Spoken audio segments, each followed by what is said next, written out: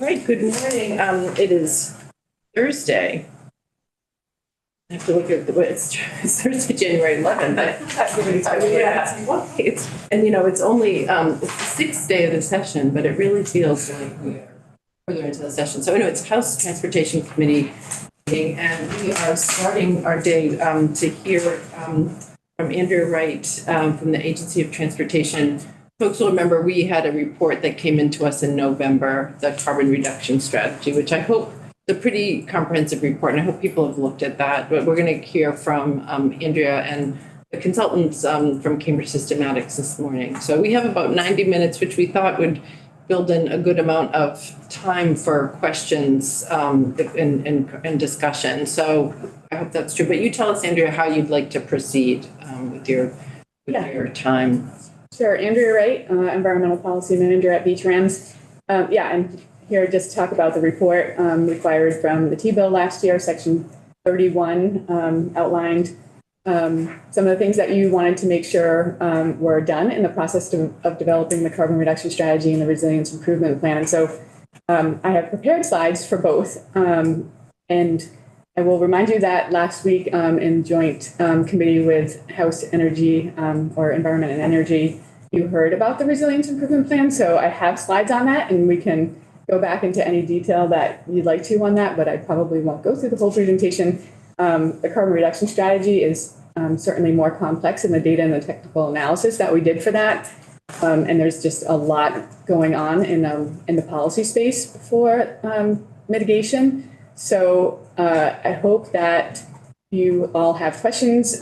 We have Cambridge Systematics on contract for not too much longer, and they really are the experts and understand with great depth all the data and analysis that occurred with this, and have a real wealth of knowledge on what possible strategies are out there and who's implementing them around the country and the world, really. So hoping that today provides that opportunity for you to ask them questions. That's great. That's kind of what I was hoping that we would do, and that we could focus, because they're two big topics, really. And so thank you for reminding the committee that we heard about that on last Wednesday. I'm plugged in. Okay, so now we'll just get the. Of course, it's not going to. I know, it's always that way. I think that we.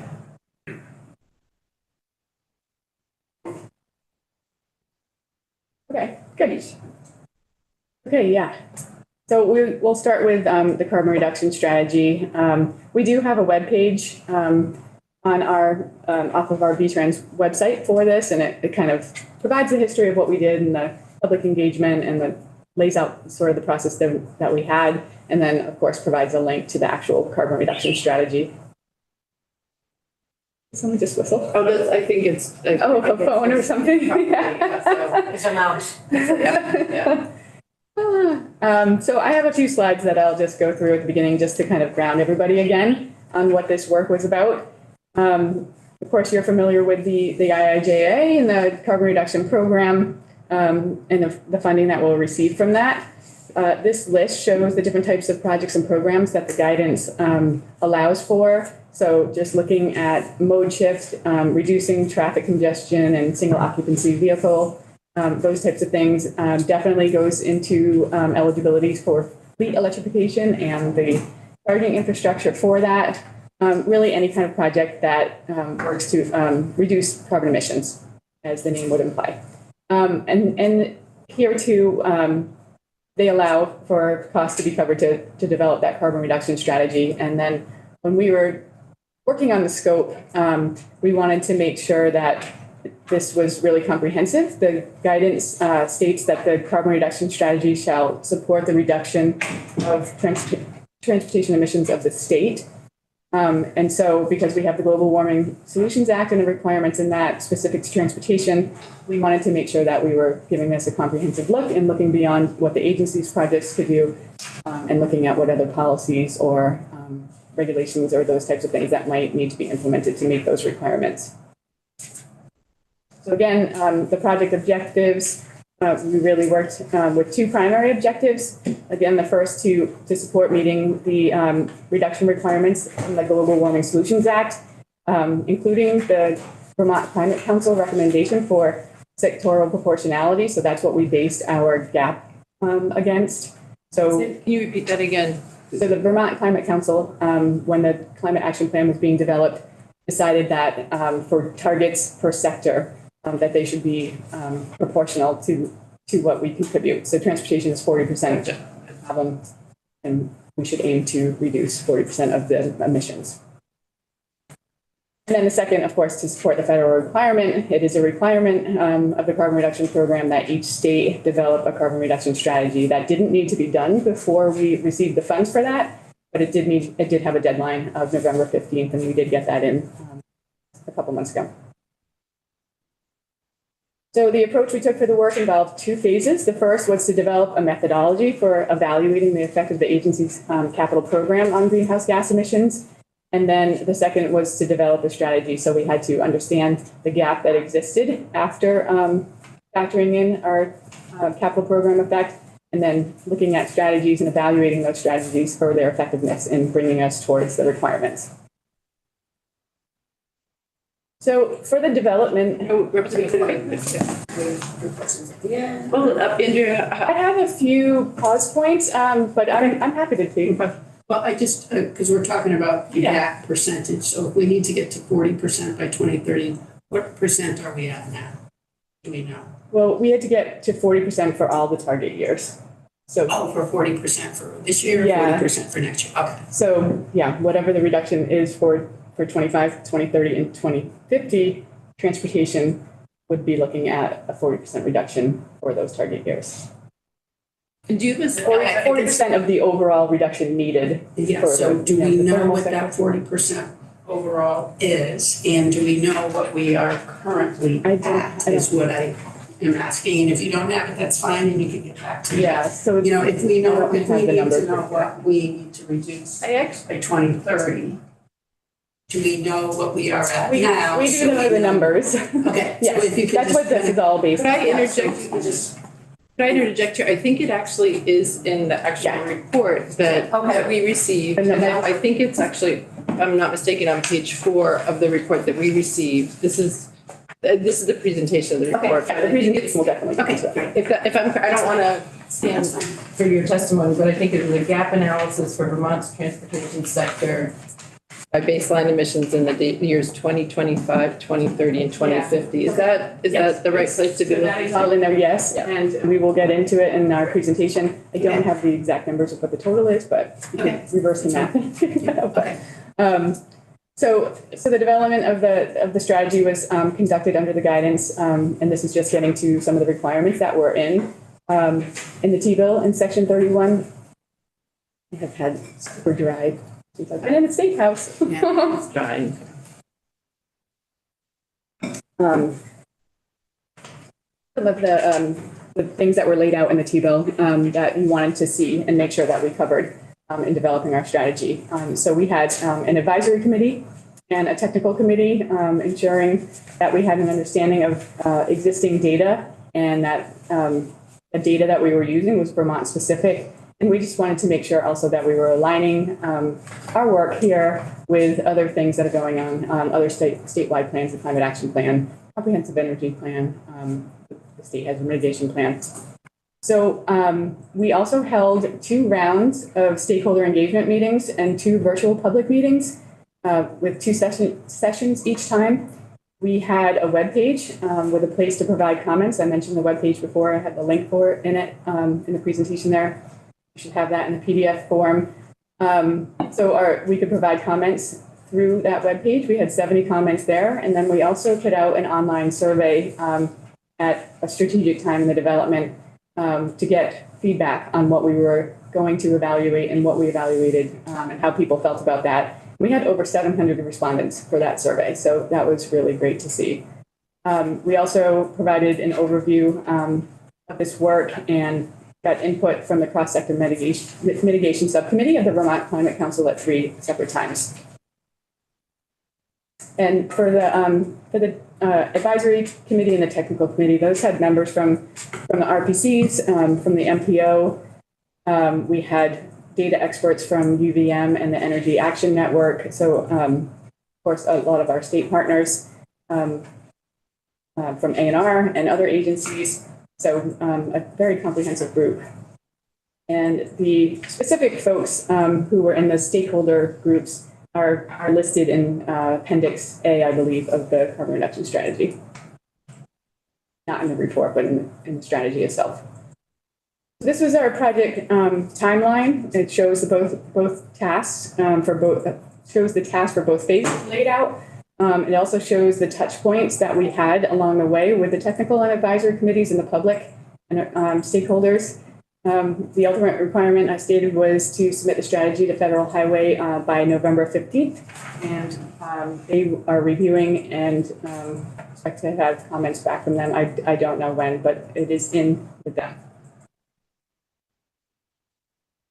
So the technical analysis to support the strategy included the following elements. We set a baseline to understand where we were starting. Then we looked at our capital program and did an evaluation on that and what that could get us. And we calculated a gap based on the requirements and what we had already calculated. And then developed strategies, a list of strategies, and then did an evaluation on the strategies. So to develop the baseline forecast, the capital program evaluation, and the strategy, AOT's consultant team used some existing modeling tools that are out there, but also created a spreadsheet tool referred to as the VTrans greenhouse gas sketch tool. And the tool takes inputs from all different projects and calculates emissions reductions on that. It's a planning level. It's not exact. There's a lot of assumptions and different data that go into that tool, but it's a planning level kind of tool. So the first step in the process was to understand where we were starting from, using data and assumptions about vehicle miles traveled, vehicle fuel efficiency, and the rate of vehicle adoption, ZEV, zero emission vehicle adoption. The team developed this baseline forecast. And the baseline estimated about 2.9 million metric tons of CO2 were emitted by Vermont's transportation sector in 2022. And then we projected that would decline to about 2.4 million metric tons in 2030, and then under 800,000 in 2050. And the key takeaway from this slide is that you can see from the numbers there that the vast majority of transportation emissions are from motor vehicles, so cars and trucks on our roads. The decline that we see in that line item is in large part based on the rules that were adopted. It talks to the rate of zero emission vehicle adoption, and the rules that were adopted are incorporated into the baseline. So Advanced Clean Cars 2 and Advanced Clean Cars trucks bringing in vehicles to the state of Vermont for sale, and what those rules were modeled to get us. And then, the full potential of that adoption is really going to be based on continued funding for our incentives and our electric charging to make that transition. And of course, those are programs that the agency currently has operating. Representative Bartholomew. Yeah, this is a good place to ask questions. On-road vehicles would include trucking. I'm sorry? On-road vehicles, that would include trucking? Yes. Trucks, right? Not just cars. Yeah, that's right. Commercial trucks. I'm going to make sure Ben is the one who does all this technical analysis. So I definitely want to make sure that he contributes to answers to these questions. Most of these others are staying the same or going up. Why is aviation going up? Ben, did you hear the question? If on-road vehicles included trucking? Yes, and then looking at the numbers of how, there's not much change in the other numbers. Marine and aviation are going up. I'm just wondering why they would be going up. So Ben, if you can just identify yourself for the record, and that for this first time, and then that would be. Oh yeah, sure. Yeah. Ben Eskin with Cambridge Systematics. On the consultant team helping. And so for on-road vehicles, the trends are going down because, and we'll in the presentation sort of go into and can answer more questions about the baseline assumptions. But there's a lot of model assumptions in terms of the level of electrification and fuel economy improvements within on-road vehicles. but I think less so with some of the other sectors. And some of those, data were taken straight from LEAP modeling. So we actually weren't doing too much specific modeling of some of the sort of off-road emissions related to aviation and marine. So that was sort of analysis was conducted a bit separately through the LEAP modeling. LEAP modeling was done for, is what we use for the comprehensive energy plan and the climate action plans. Sorry, it's hard when two people speak at the same time because I can't really hear everybody. So I think Representative McCoy wanted to ask a question. Scott Campbell has his hand raised. Oh, okay. Just on the screen. So I Yeah, just so- wanted to, Thank you. That's helpful. Yeah. And so Scott, if you have questions during this presentation, if you can turn on your camera, then I can see you because I can see you better. So if you go ahead and ask your question, but just so you know that it's a little bit tricky when we have a presentation on the screen. It might look different on YouTube, but in the room, this is how it looks. So go ahead, Representative Campbell. Okay, thank you. I did turn on my camera. You can't see me. Now I can see you. Now I can see you. Great. That's great. We're just going to manage it. It's tricky for me to see it on this with the screen. So we're in the corner for just a second. Yeah. Yeah, for a blip. So we have eagle eye for it. Thank you, Representative McCoy. Yes, I was just wondering about public transit. I see that is sort of projected to be exactly the same throughout the years to 2050.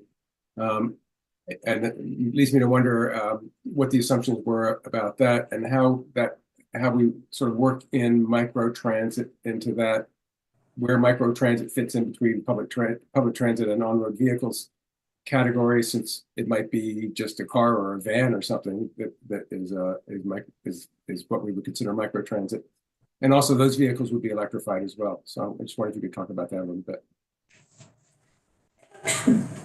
Yeah, I'm happy to take the lead on answering that. So for public transit, again, right now, this is kind of what we're calling our baseline forecast, which, there was a lot of discussion as to kind of what we wanted to assume as a type of business as usual forecast before we then started to model different strategies that would be needed to sort of meet the required reductions. So, for example, for most private on-road vehicles, there was discussion about assumed levels of electrification. However, for public transportation, for this sort of baseline business as usual forecast, I think in lieu of sort of specifically, funded or understood levels of electrification as a baseline, we decided effectively to just assume that there would be no change in the fleet, and that when we modeled strategies to meet the goal, then we would start to sort of model transit electrification. So there's a little bit of a technicality in terms of the fact that we made a decision not to assume public transit electrification in the baseline, but then we ended up modeling it as a strategy to sort of meet that gap. So definitely an understanding that electrifying public transit is going to be part of the solutions. Okay, thank you.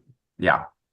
And also just in terms of what's included there, public transit is measured in terms of any reporters that report vehicle revenue miles to the National Transit Database. So I think there was about 9 reporters, maybe. I can double check those numbers that were in Vermont.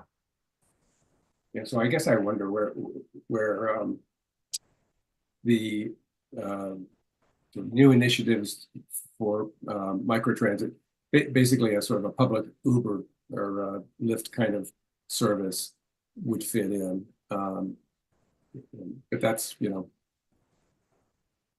can go on. I just wondered if you had thought about that. But these things are you probably don't have any historical data on those because they're so new.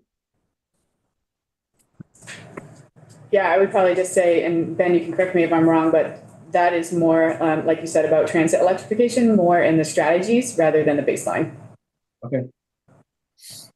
I have one question. With the on-road vehicles, I was hoping that we would see a breakout of the different kinds of vehicles in the data, because we have, we call pleasure cars or our cars that people drive, and then, online trucking and things like that. Is that something that we can get? Because I didn't, when I was reading through the reports, that's something, because as we're looking at electrification of vehicles as being one of our main tools in the toolbox, like I want to see what was missing a little bit for me without having that data. I couldn't see how the levers that we're using for for cars versus like, what is it with trucking? And I'm just, is that something that you're touching on or that that went into those numbers, and can we see those numbers is what I was hoping.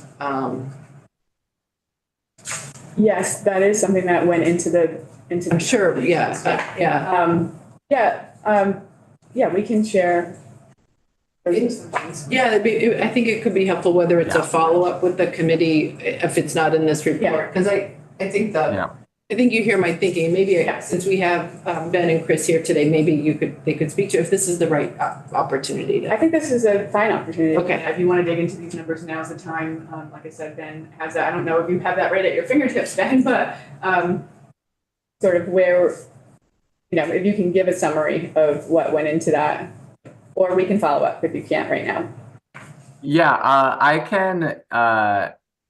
I can hold on even very quickly, provide, so for example, I mean, obviously we have this across all different years, but I mean, if we want to just even separate out, cars and trucks, I'm even just pulling the numbers now that like light duty vehicles, which include all sort of like your passenger sedans and light duty pickup trucks are about 75% of emissions, and that heavy duty, medium and heavy duty trucks used for freight are about 25%.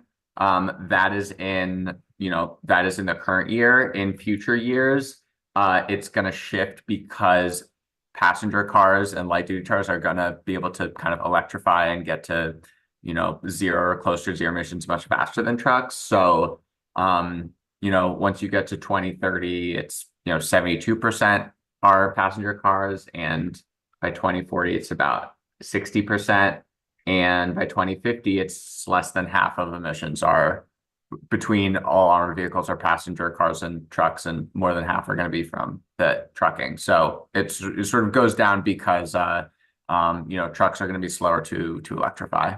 Right. So I think I could use seeing that, like, just to see. Provide some That would be great. Yeah. Representative McCoy and then Representative Burke. Okay, so this might be just a pretty basic question, but these 2050 numbers, having in mind we have to get to zero emissions. And we're never going to get to zero. I mean, we will never be zero. However, would this be considered us being at zero for the transportation sector? These amounts of carbon emissions?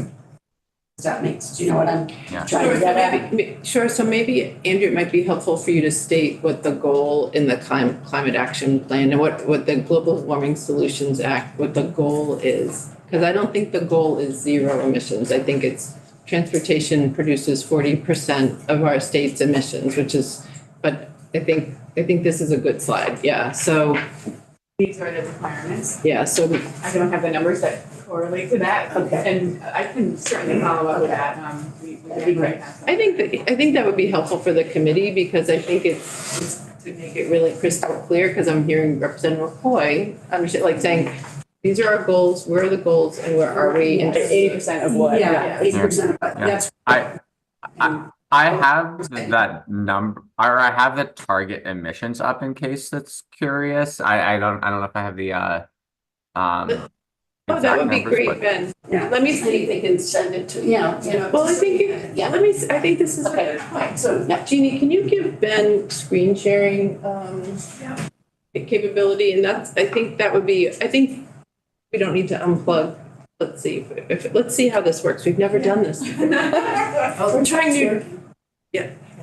But that's not Ben's screen. That's my screen. That's Andrea's. I can unplug. And we can see how that goes. Jump over. He might be able to. Yeah. You want to wait? Yeah. Let's wait. Let's see. Let's try it. Let's take a risk. Let us know how it's going, Ben. Am I screen grabbing? No, so maybe Oh. just hold on a sec, maybe we do have to, we do Oh, this, well, we have a fancy toggle, just hold on a sec, let's see, now try it.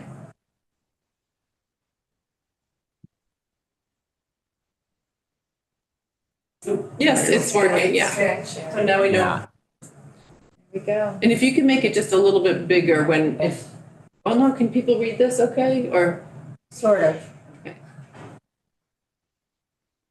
Okay, so. Yeah. So, I mean, these are the like allowable emissions that I have for the transportation sector, which would be about 662,000. According, so and again, this is sort of our number. I forget, Andrea, if this is a slide that you're gonna do before, but basically this is our forecasted emissions, kind of just in our business as usual. And then the orange is the target allowable emissions according to the sort of sectoral proportionality. So maybe this kind of helps sort of. That does, I think, if we're looking at the contextualize committee. the numbers. Yeah, does that help the committee understand, like, the blue is the historical forecasted emissions, and then the orange is our target. So we can see, we're a few years before 2025. So I think, is it fair to say, Andrea and Ben, like, we're gonna hit our 2025 targets? It's looking pretty good. But we heard this last year that we were kind of like looking like we were on track. It's really about how we continue on the trajectory. Okay. Thank you. That was a good question. It'd be great if we could have a copy of that too. Yeah. And it might, is it, Yeah, it's a different slide. That one's a little bit more descriptive, I would say. Yeah, okay, great. Thank you. Let's see. And Representative Burke, you had a question. Yeah, I'm just wondering if those numbers are based on the actual incentives that we are doing at this moment, or what, I mean, I was thinking about, hearing yesterday that Quebec has 16% market share, we have 10%. They have maybe, their programs have maybe been going on longer or they're more extensive, we don't know. But I'm just saying, what if our incentive program stopped, or what if we added to them? Is this based on sort of the current state of the incentive programs? So I'll try to answer that, Ben. If I get it wrong, jump in. This baseline is on the modeling from what we expect to see from Advanced Clean Cars 2 and Advanced Clean Trucks. Our incentives and anything that we're doing for that is in support of that baseline. So we're not adding anything because of our incentives in this modeling. Okay. Ben, you have more? Yeah, I'll also just sort of add that, like, we're not adding things because of the incentives, but we are assuming that incentives will be needed to meet those goals. That was my question. Yeah, because the rules are written as manufacturing requirements to say that, this percent of cars sort of sold must be delivered to the state must be zero emission, but it's obviously up to the, state and everything to help consumers actually, purchase those cars. And that's where the incentives comes in. So they're definitely part of the baseline, and it's about, sort of realizing sort of, helping those numbers become realized. Thank you. Representative Shaw. Thanks. So Andrea, let's circle a little bit back to Representative Bartholomew's question. If it makes sense, or have you allowed for, as we reduce the on-road vehicles that are on highway today or change to electrify them, but have you made any allowance for maybe rail emissions going up as we start shipping more and more product by rail, or more people are riding the rail and not driving to New York City or driving to Boston as we build out our rail system? Same with aviation. I don't think aviation would change all that much because it's pretty limited scope, but there are other things. And have you made any allowance for that? In other words, would it be acceptable for some of those emissions to tick up as others tick down? Ben, do you want to speak to that for the baseline? To have the rail and aviation or rail emissions sort of tick up more in response to mode shift. Yeah. So again, this is right now just kind of our baseline forecast, and things like rail, passenger and freight were sort of sampled directly from, the modeling that was housed under the, natural resources, Agency of Natural Resources. We we didn't really do much motive or assumptions in terms of aviation, but, as we talk about and model strategies, we do talk about increased things like bicycle and pedestrian, public transit. This is all things that came out of the stakeholder. So we certainly do, look in terms of for future strategies, how we can do that type of mode shifting. But, for the sake of sort of starting a baseline, a lot of this I think comes from sort of, a handful of sort of forecasts and other default assumptions that did come from that ANR modeling. Yeah, so maybe this is a good point to jump into the next slide, which is about the capital program evaluation, and then if more data. So if there's more questions on how that relates to the baseline, we can talk about that. It makes sense to me that if you get more people on a train, more people in an airplane, it's a bigger bang for the buck if you take 6 people and put them in a rail car than 6 people driving around. Even though rail doesn't go down all that much, but it's controllable. Yeah, and I don't know what that modeling would Pretty theoretical. So I'd be interested, Ben, if you can contribute, but from what I recall, that we look at our capital program evaluation now. Let's get through that and then look at the gap and then start to look at the strategies, and we can circle back on that. Okay, so yeah, the capital program evaluation, we looked at agency generated emissions, so from construction and maintenance that we do, and then operations of assets, things that we own, like transit vehicles and those emissions. Then we looked at changes in system user emissions that were associated with our projects. So we're looking at mode shift, including the bike and ped, expanded transit, and those types of projects. We're looking at operational efficiency improvements, so the roundabouts and signal retiming, things to keep traffic moving more freely. And then the clean technology factors into those projects too. So as the cars that are going through those types of projects are changing, that needs to be factored into that calculation as well. So there are the numbers there. I'll just say that what we concluded from our analysis of the capital program was that it has quite a small impact on reducing emissions, about 0.1%. So for 2025, we're looking at about 26 metric tons reductions. And if you look back at 2025 here, it's, that 2.79. So 0.1% of emissions reductions. Same thing for 2030, 2050, about. I am looking, can you see my pointer, Rona? No? Yeah.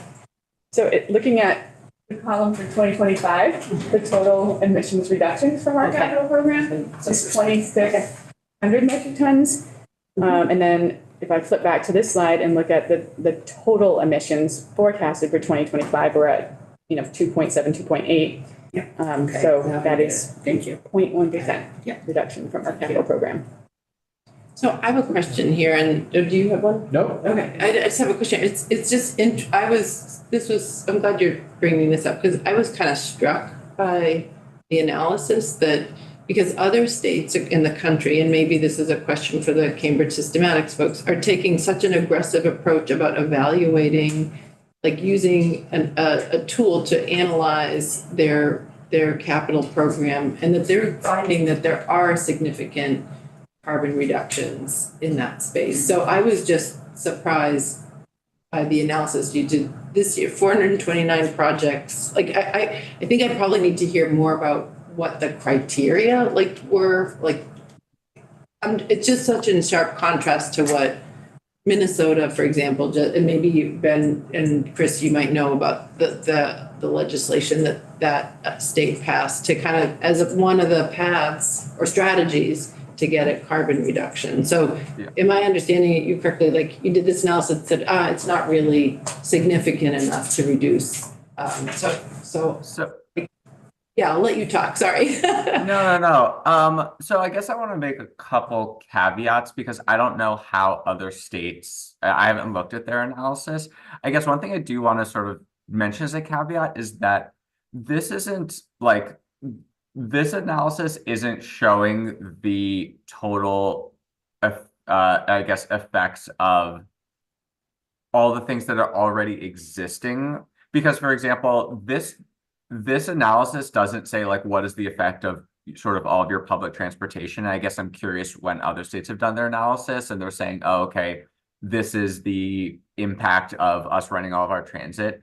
What this analysis was looking at was based on our baseline, any additional reductions from sort of new projects coming online. So for example, if you've kind of continued support for sort of, public transportation, we assume that's already sort of baked into all of our existing numbers.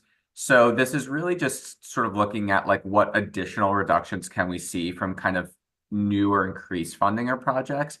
And, a lot of the analysis that we looked at, typically, capital programs have lots of things that are, roadway, repair, maintenance, bridge projects. Like that's pretty typical for lots of capital projects. And you're not going to see obvious quantifiable reduction benefits for these types of state of repair. So I think a lot of things that come at least in the current capital program are going to be things like, any expanded, bicycle and pedestrian facilities, maybe any increased ridership from current levels from transit that might come from operating support or things like traffic reduction for traffic operations.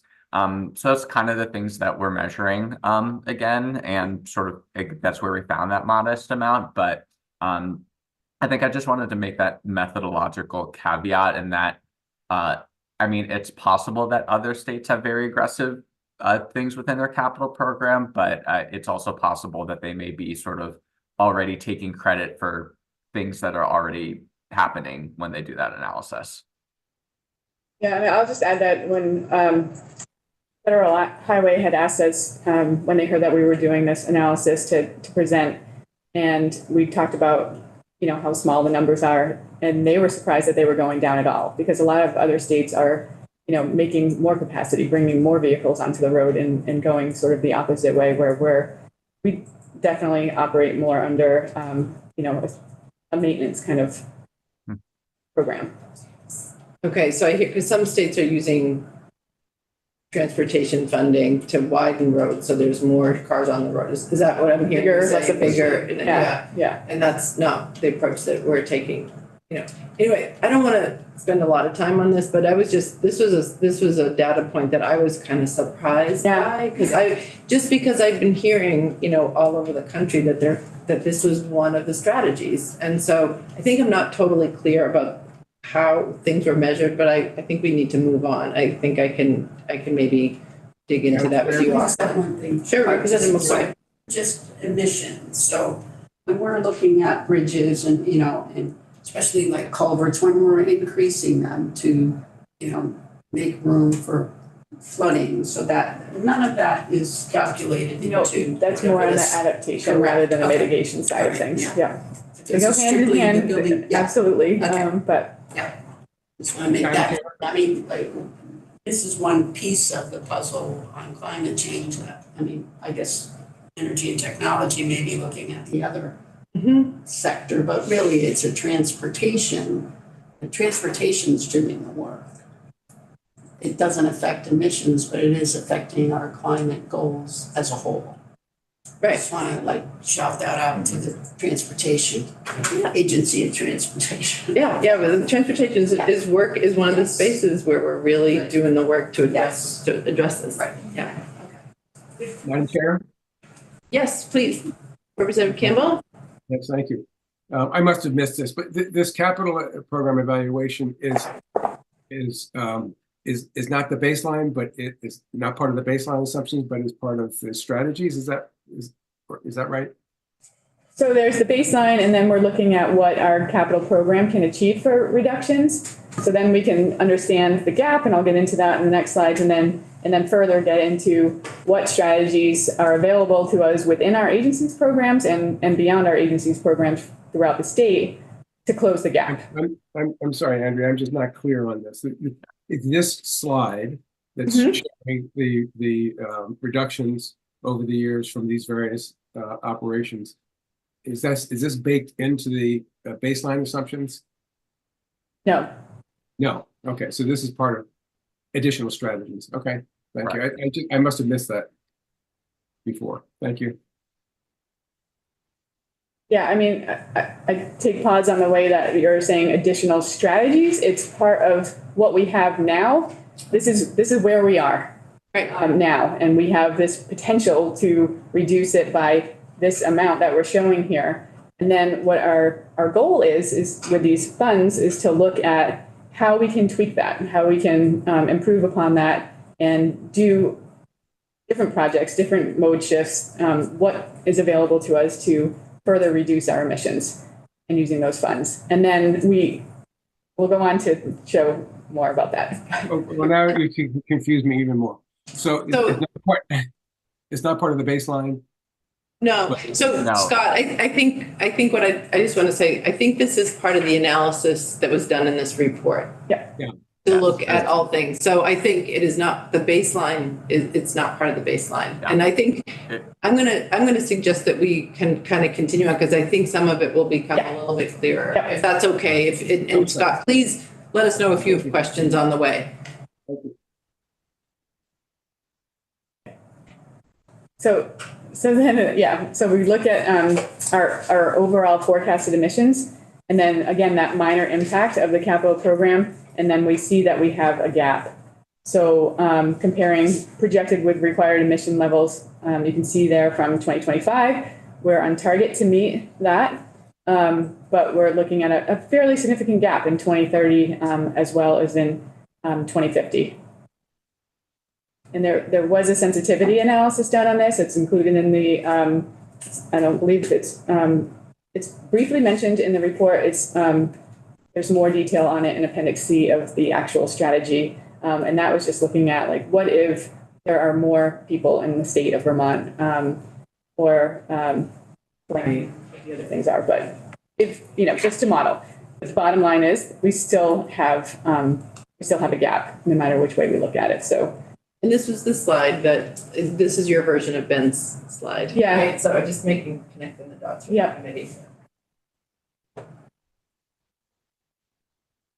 So then we look at all the available options to us to close the gap, basically expanding the projects and programs that VTrans oversees, the bike ped, the transit EV incentives, our charging infrastructure, and then looking on to land use and teletravel strategies and supporting incentives to encourage compact land use.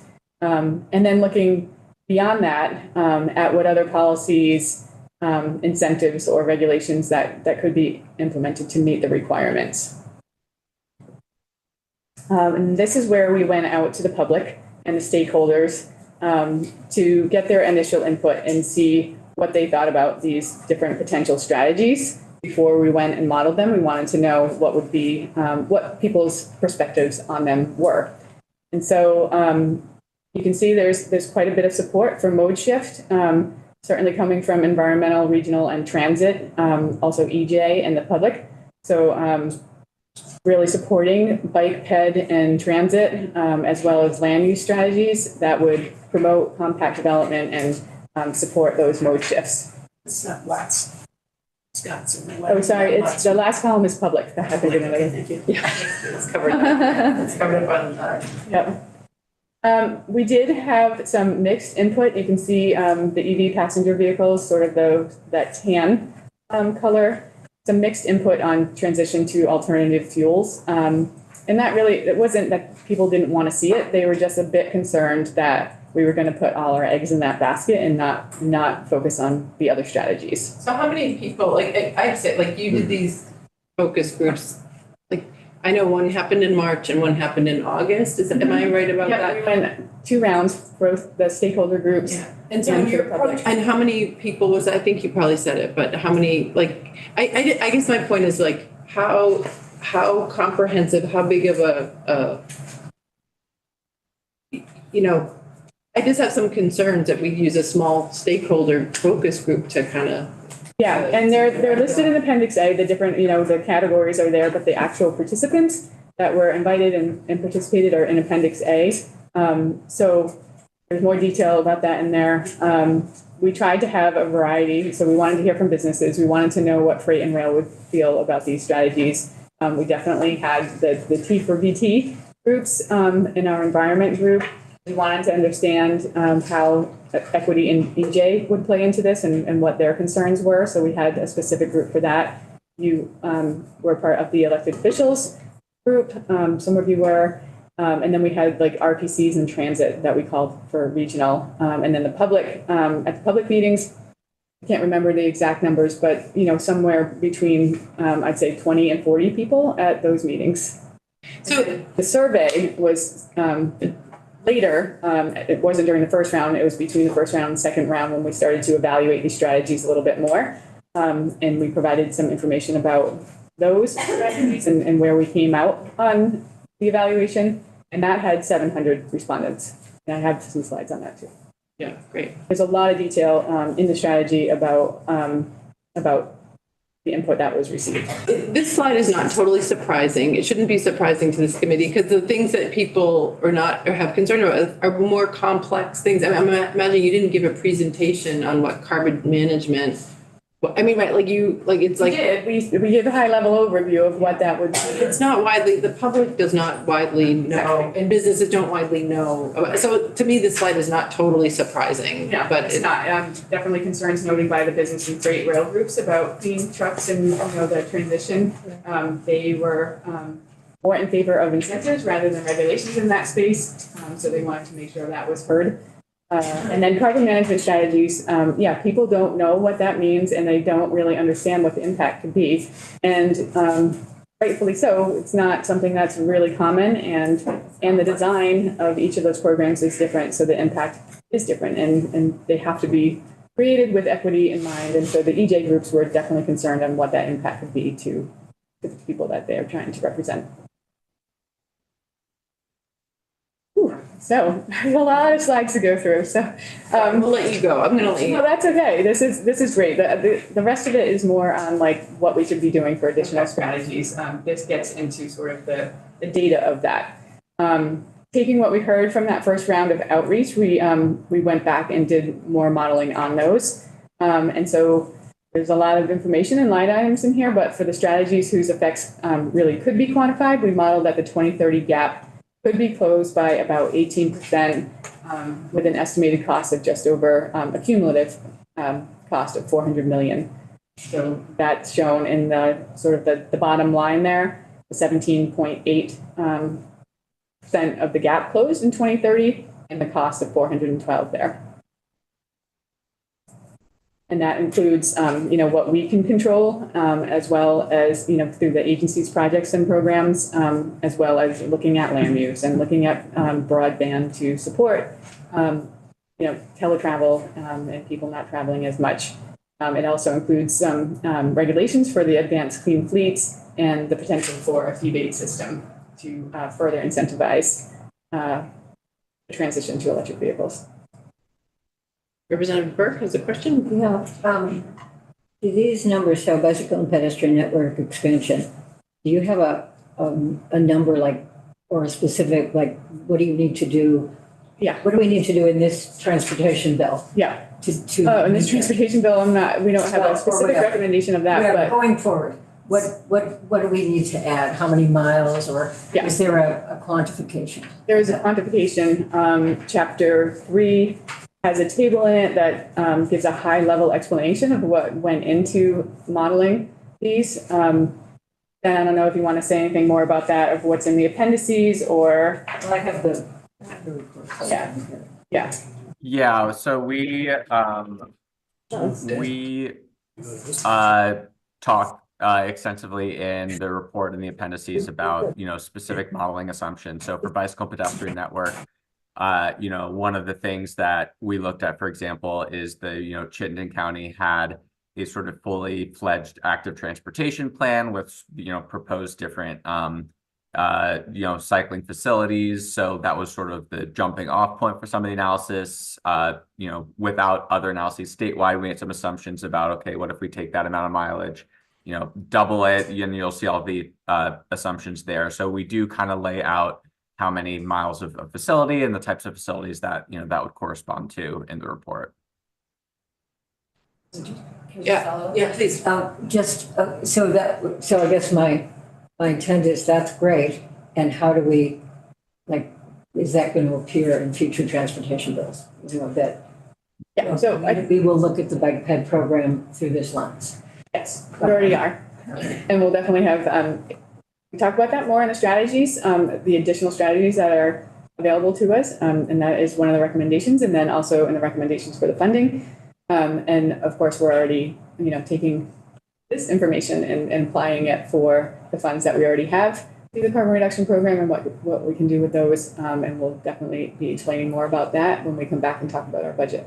Great, thank you. So I have a question, because I'm noticing that not all of the strategies that you ask the stakeholders about are on this, one of the, a clean transportation standard and carbon management. And so Yeah. Can you explain why? Yeah, I will do that in one slide. Great.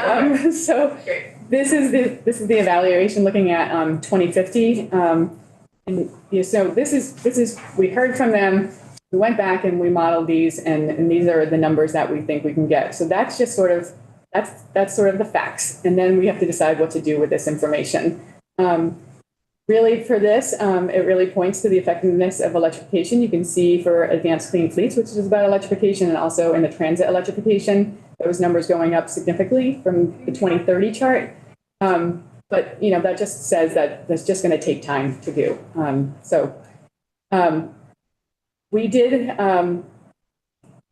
So we take this information. We need to consider which of these strategies will be implemented. We have to decide to what levels. We need to analyze those additional strategies beyond what's shown here, and just really analyze the ability to close that gap.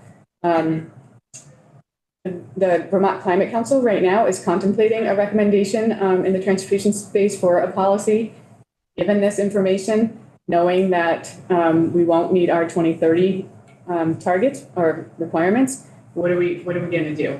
The Climate Council or the Climate Action Office? The Climate Council. Okay. Yep.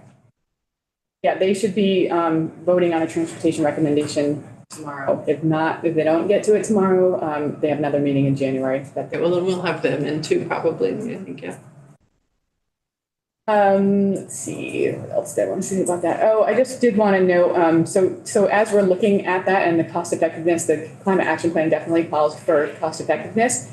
And we need to be looking at that, and we need to be recognizing the sectoral proportionality that plays into that. Just because we have a sectoral proportionality for transportation, it doesn't mean that that's the most cost-effective use of the public's dollars in this space. And so we need to look at what the thermal, and the Climate Action Office is doing this, look at what the thermal sector can do. And if that's more cost-effective overall, then maybe transportation doesn't need to get to that 40% reduction. Maybe it's the thermal, or maybe it's some combination through these other strategies. I did want to point out here too that, and it's in the report, that we did some modeling and assuming a linear decline that would between 2030 and 2050. So we have that linear decline, and we have adequate funding for continued investment for EVs, that the 2030 gap is projected to be closed by 2035.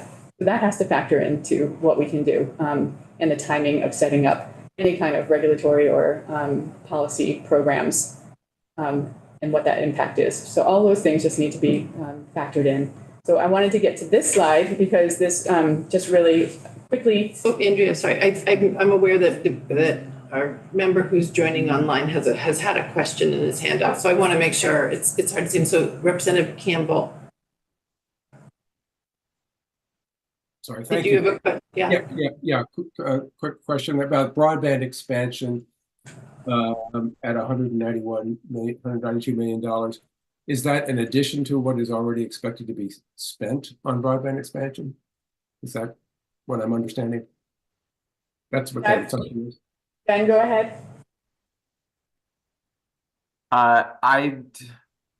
What was modeled was basically the cost to fulfill, and all of a sudden I'm going to be out of my depth. I know that Vermont has sort of a plan that is already in place, I think, from the public service to expand broadband. So there's already something in place. So I think this corresponds to the cost of that Yes. build out.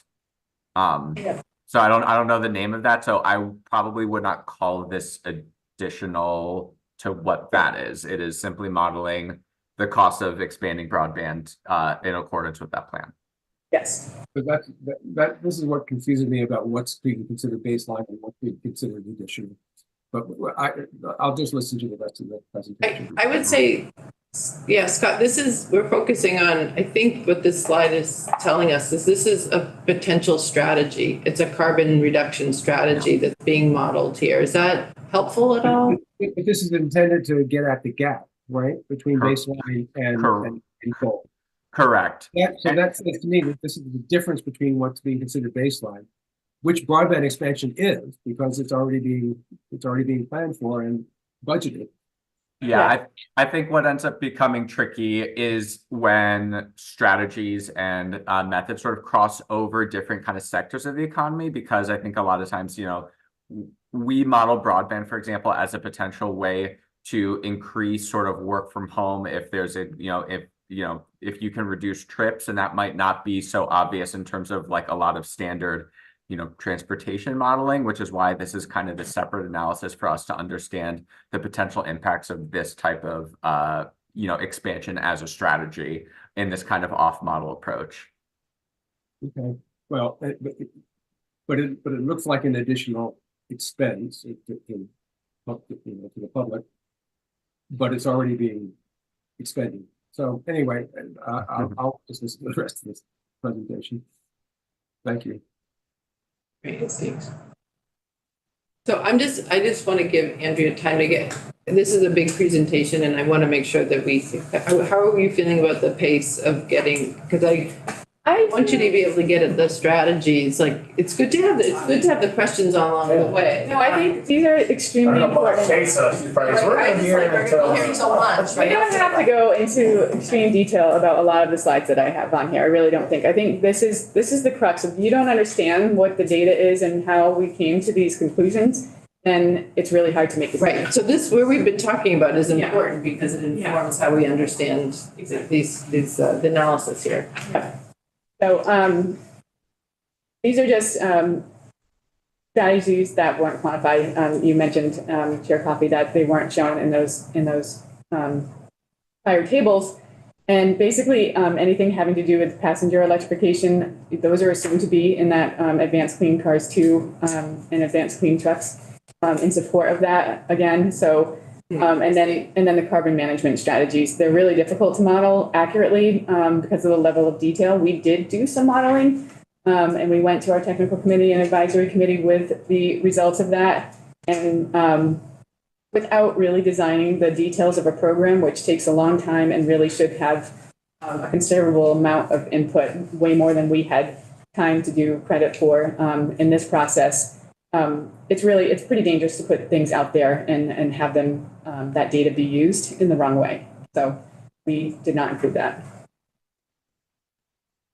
So there's this case, I mean, I know that sounds like we'll be hearing some of your recommendations, but there was information that we don't know yet about what those strategies could do. And I want to just, since Cambridge Systematics is with us and you said that they're here for, our contract is running out.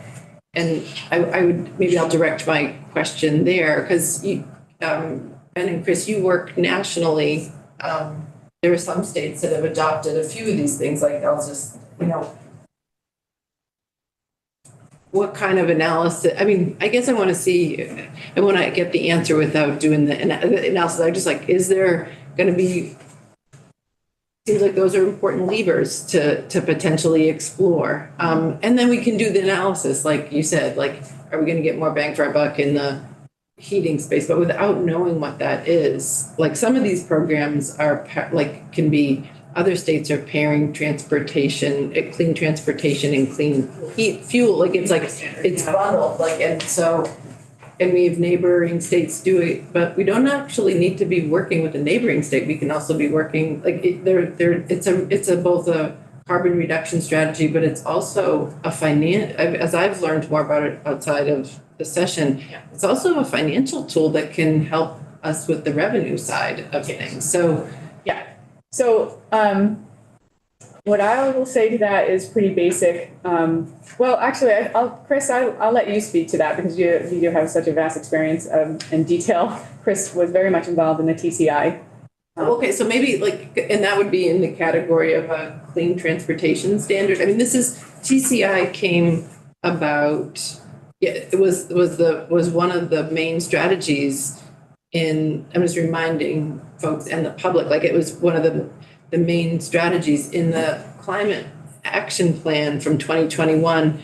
And that all kind of fell apart like 10 days or something before the report was completed. And it was really going to be a major tool in the transportation space for us to get to these goals. It was the policy recommendation. It was, right? Mm-hmm. And now other states are taking, I've heard a number of things that we don't need to go into, like why it fell apart and all that. We don't need to go there, but other states are doing some of the work. There are potential ways to piggyback. I mean, we just have to explore what that analysis would be without spending millions and millions of dollars. Right. And we do say in the carbon reduction strategy that a clean transportation standard or a cap and invest or some combination of the two has the potential to close the gaps. We can't say that definitively without understanding what the design of the programs are and what, taking into consideration what the cost it has or what revenues it could generate and understanding what those revenues could go back into if we generate money for clean transportation. And that's part of what the whole premise is. And we need to have extra strategies. We need to have those strategies that it can go into and have those produce results that get us to where we need to be.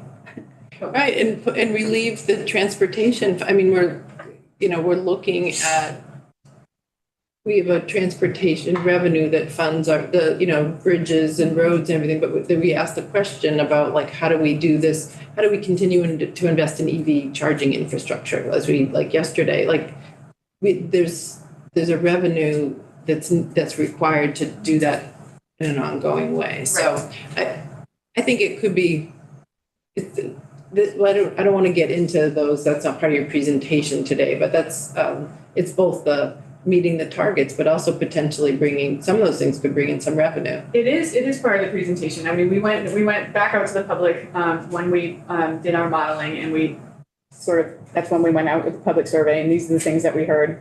And you can see this similar, a lot of support for mode shift, and then going down and the cap and invest, and it really. What we feel is that it points to people just don't know about those programs and they don't know what it will result for, but they're concerned that it will be more regulations or higher prices passed on to consumers. So again, that is what the Climate Council is contemplating right now, and the recommendation on the table is to look further into what programs exist and do some modeling. Work with New York State to understand what they're doing and how, if we joined with them, what that could mean for Vermont and the reductions here. So that's what's on the table for the Climate Council right now. Okay. Representative Couch. Thank you. What is sort of the overall expectation of increased costs for fossil fuels? Is that built into this that would, that is going to motivate people to make changes too, live closer to work, change their mode of transportation and all of that. So I wonder, if that is sort of those social things outside of here's things we can do that may impact people's behavior and decisions. And maybe result in, they're going to make decisions for lower costs. Chris, do you want to take that one? Yeah, so we're essentially assuming just kind of baseline national projections of fuel costs. There's obviously a lot of different ways that could be going, and including significant increases over time as supplies become shorter, which we expect would help to motivate more changes. So there's sort of that external, the market conditions and uncertainties. And then there's also potentially programs that could help, introduce those financial incentives, like a cap and invest program that would put more of a realistic price on carbon-based fuels. I will say one thing is, we did look at some alternative baseline scenarios that had, for example, a lower rate of VMT growth, and even if you assume that, if you assume people are traveling somewhat less because fuel costs more, you're still got a substantial gap to close. So, you still need to combine sort of the price incentives with other programs. I'll spin through some of this and then we get really into sort of the additional strategies that are provided for consideration as we move forward. We just wanted to also provide that while what we're talking about and the things that we have control over don't have a huge impact on moving that needle for greenhouse gases, there's a lot of other reasons to be doing those, and they need to be factored in as well. And so this is just a chart that shows the cost effectiveness of the various co-benefits.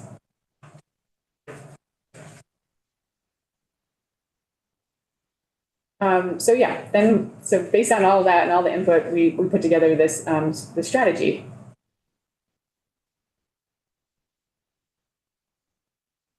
So we basically came to 4 main sets of strategies that we wanted to look into further and provide some in-depth information about. And then we have 2 focus areas. So I'm going to go through these in more detail if we have time, and if we don't want to focus on anything else. But basically, for those 4 categories, we've got these slides. This is chapter 4 in the strategy. There's not a lot of detail about this in the report. I think it's a mention in the report. It's fleshed out quite a bit. So we're looking at what we can do with the transportation capital program in each of those 4 categories that I had listed on the other page. Chapter 4 goes into what's happening currently for those, what additional opportunities there are to further enhance or expand or invest. And then there's a considerations portion where we are kind of reiterating what we heard from our stakeholders and the public and things that we need to consider if we do move forward with any of these. We can go through them each slide if you think, but also circle back to them. Maybe what we could, if the committee is okay with that, I think maybe circling back, because I think the details do matter, but I think I want to, get to, We've got land use and teletravel, same thing in that chapter 4, looking at zero emission vehicles and our strategies for that. And then this is the additional strategies for further evaluation and development. And we heard a lot when we went back to our technical committee and advisory committee after hearing from the public and putting the strategy together. We went back to the committees with the draft, and we did not have a lot of detail for these additional strategies. And we heard that there was a need for more of that. So the final version has a lot of detail on considerations and what needs to be looked at if we decide to move forward with any of these additional strategies. And so if we read across, do the bullets carry across, is it 1-to-1? It might not be 1-to-1. Okay, just want to make sure I'm reading your slide the right way. Mm-hmm.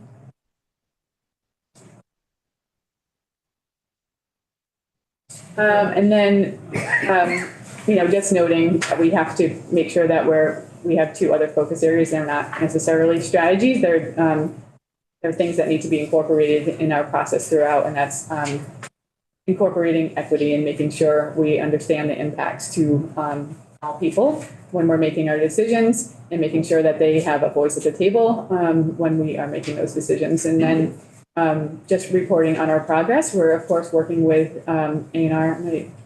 Let's see. We need to also consider what we can do and what will, we have to partner with others throughout state government to achieve. So the Agency of Transportation, these are the different categories that we talked about. and kind of the responsibilities of who needs to play a part in carrying those out. Representative Burke? So the 6.3 million annually, what, is that supporting just analysis and continued analysis, or is that supporting additional programs? So the continued analysis that's being called for the Vermont Climate Council makes note of, in the recommendation letter, makes note of the analysis being carried out by some of the EPA funds that ANR is applying for.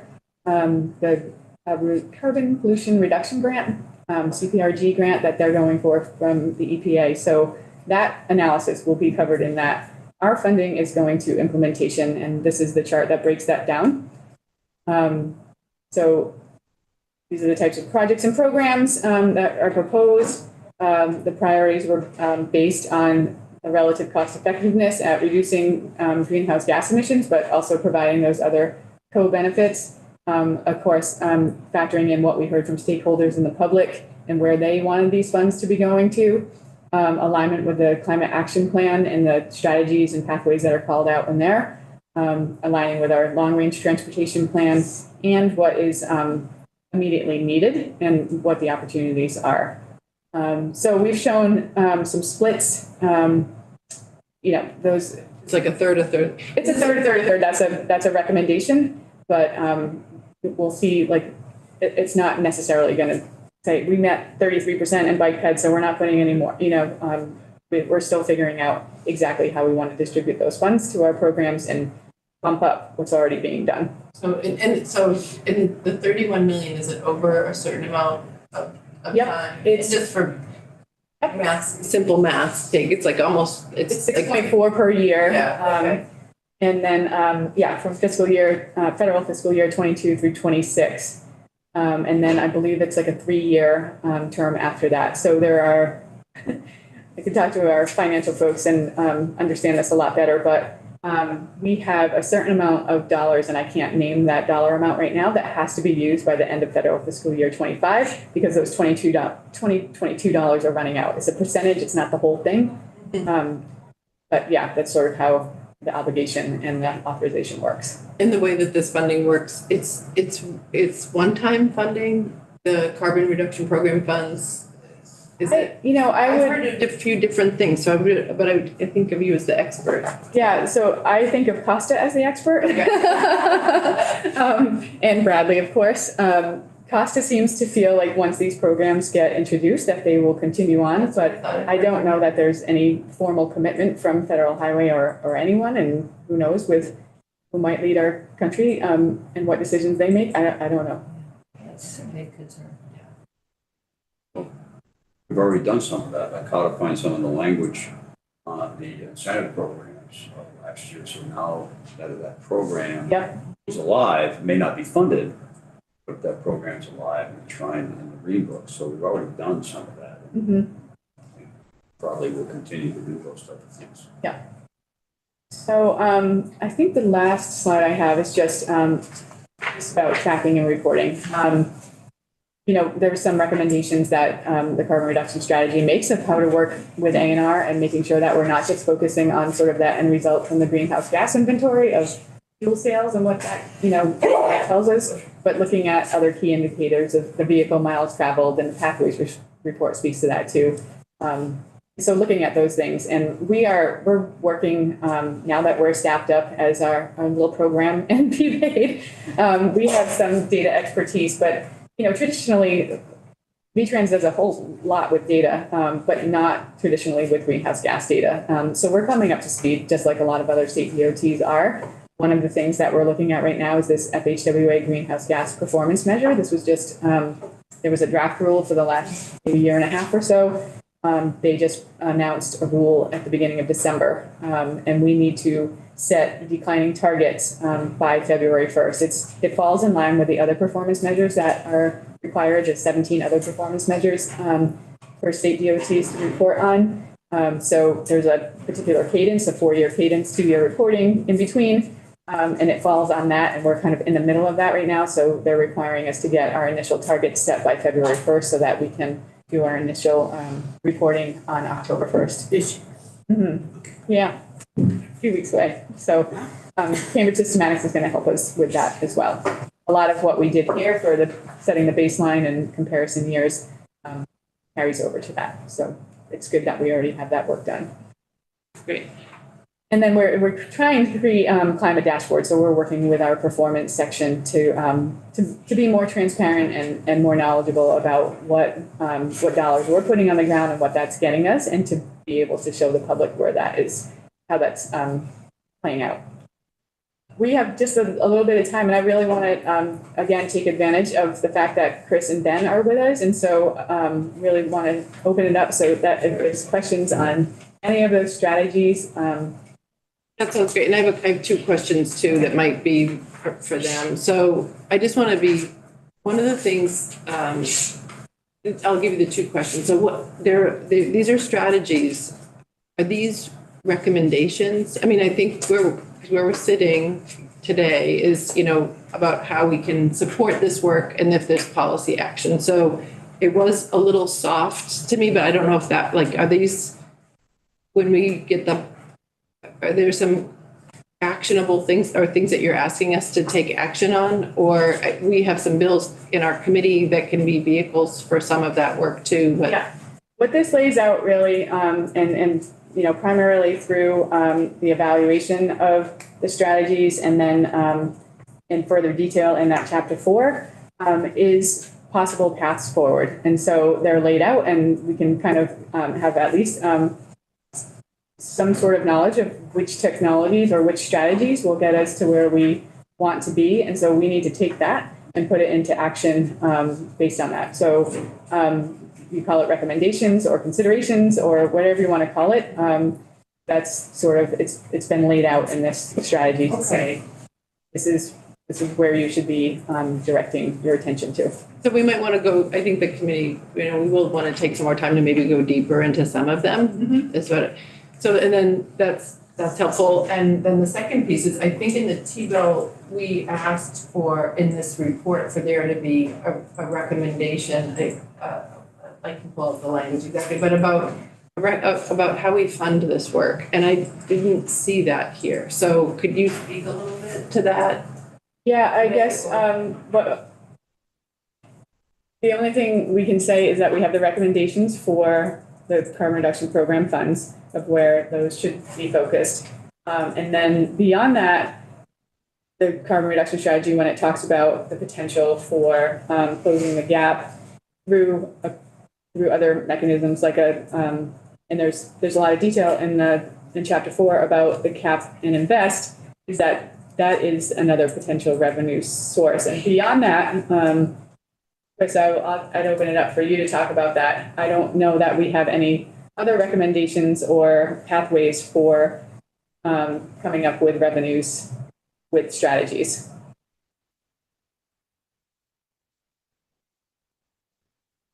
Chris, still with us? Chris, are you still with us, or I see Ben? Yes, sorry.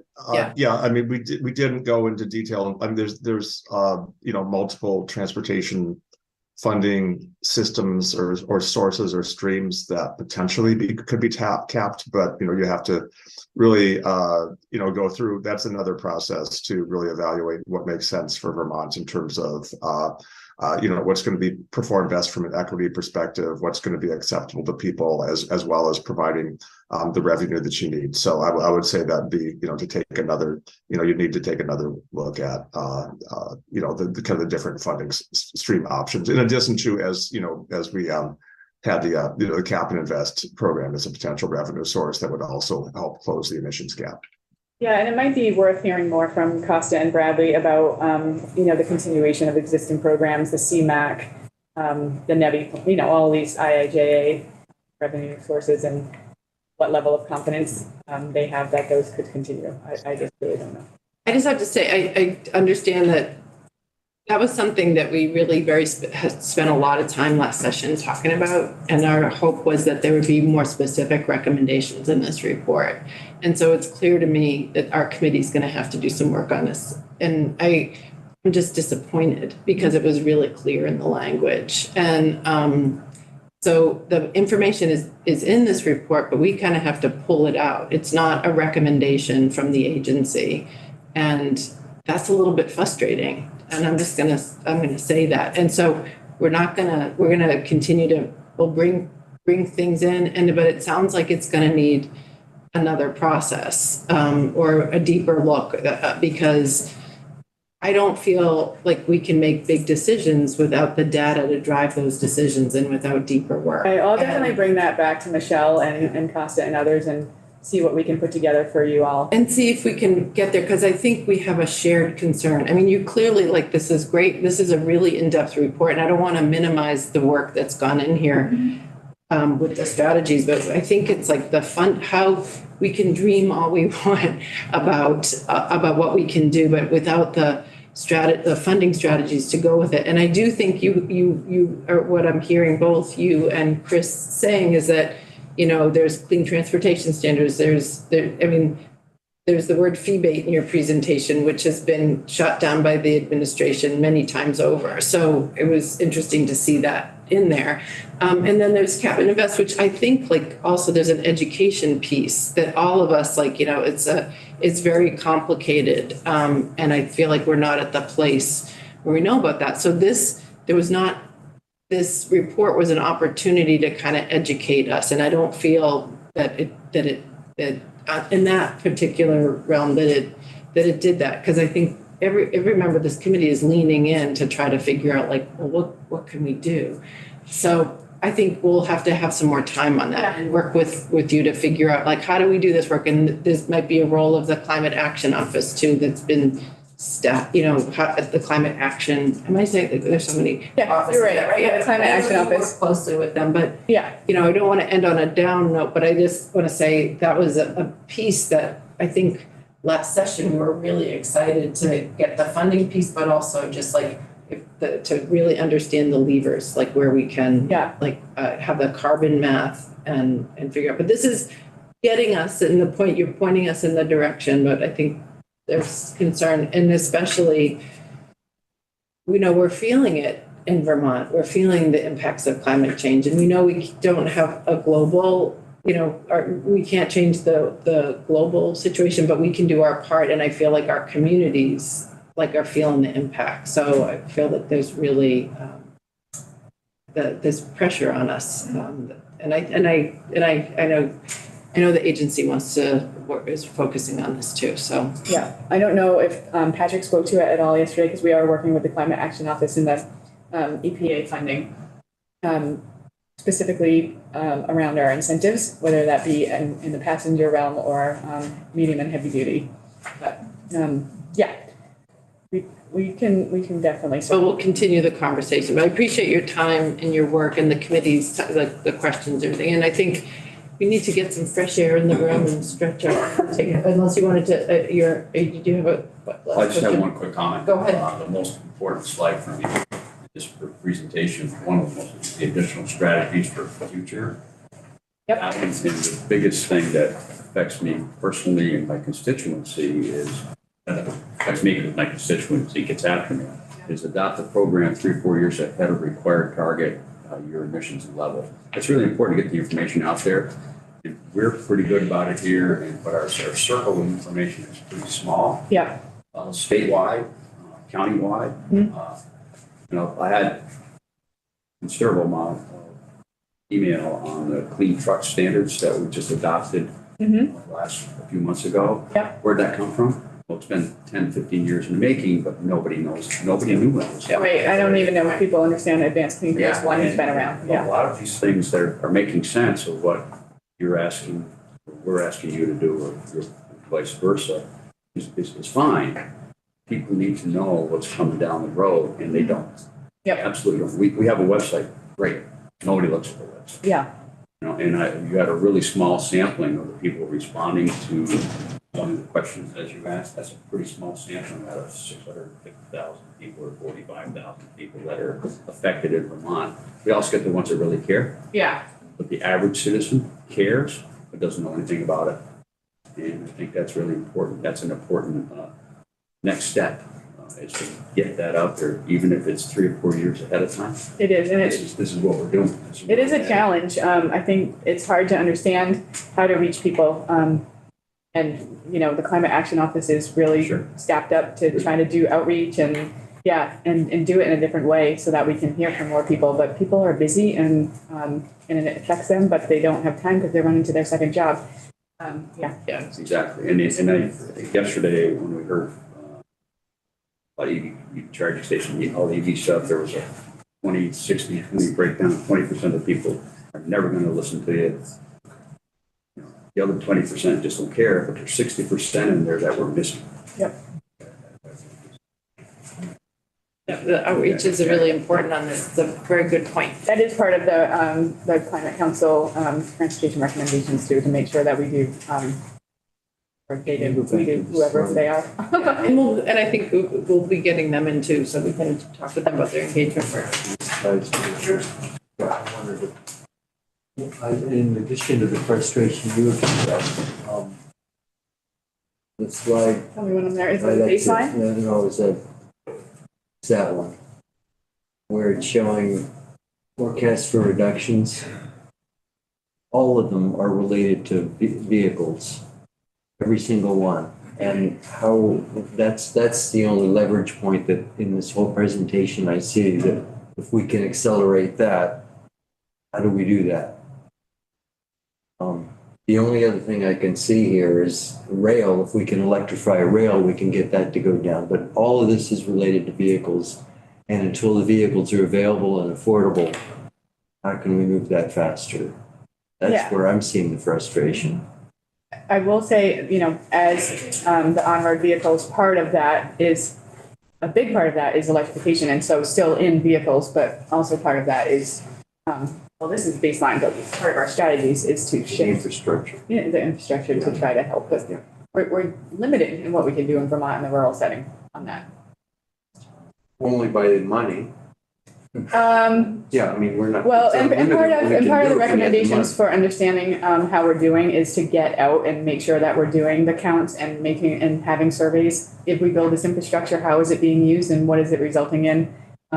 And we're looking at that with our EV too. We have some research proposed right now that how do we know if it's really being effective for what it's intended for? Right. Are people? I met somebody at Stowe the other day and I said, "Oh, you got a BID4. How do you like it?" And he said, "I love it, but you know, I still have my Stowe vehicle at home.